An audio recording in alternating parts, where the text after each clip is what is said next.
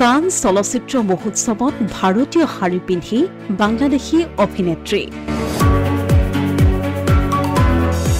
বানাৰসী শাৰী পিন্ধি ৰেড কাৰ্পেটত খোজ দিলে অভিনেত্ৰীগৰাকীয়ে ভাৰতীয় সাজসজ্জাক তুলি ধৰিলে বিশ্ববাসীৰ সন্মুখত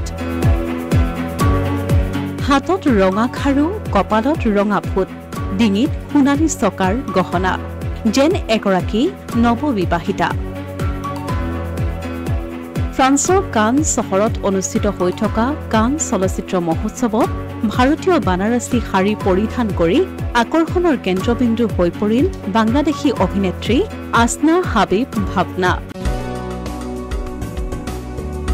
কান চলচ্চিত্ৰ মহোৎসৱত বিশ্বৰ বহু নামী দামী ডিজাইনাৰৰ কাপোৰ পৰিধান কৰি ৰেড কাৰ্পেটত খোজ দিছে বিশ্বৰ চেলিব্ৰিটিসকলৰ লগতে ভাৰতীয় অভিনেত্ৰীসকলেও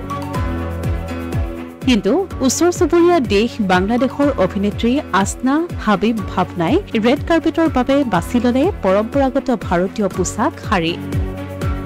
পিছে সেইখন কেৱল এখন শাৰীয়ে নহয় তাত লুকাই আছিল অভিনেত্ৰীগৰাকীৰ মাতৃৰ প্ৰতি থকা মৰম বাংলাদেশী অভিনেত্ৰী আসনা হাবিব ভাৱনাই কান চলচ্চিত্ৰ মহোৎসৱৰ বাবে বাছনি কৰিলে মাতৃৰ বিয়াৰ ৰঙা বানাৰসী শাৰীখন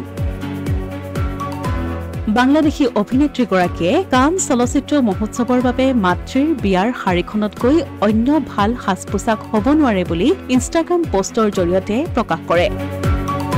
লগতে মাতৃৰ ৰঙা শাৰীৰ গুৰুত্ব আৰু আৱেগৰ সৈতে আন কোনো সাজ পোছাকে প্ৰতিযোগিতা কৰিব নোৱাৰে বুলিও উল্লেখ কৰিলে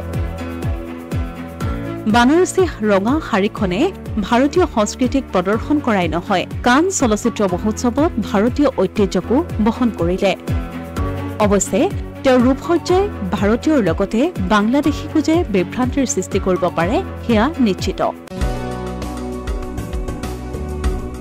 অসমীয়া প্ৰতিদিন ডিজিটেল ডেস্ক